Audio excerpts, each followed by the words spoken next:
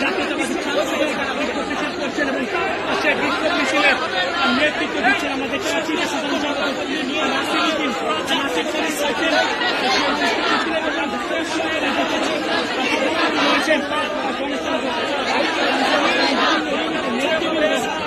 রয়েছে সেই বিক্ষোভ মিছিলে।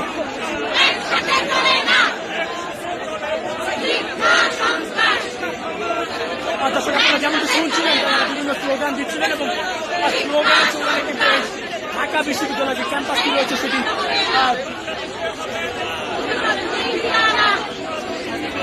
বাংলাদেশে হবে না, বাংলাদেশে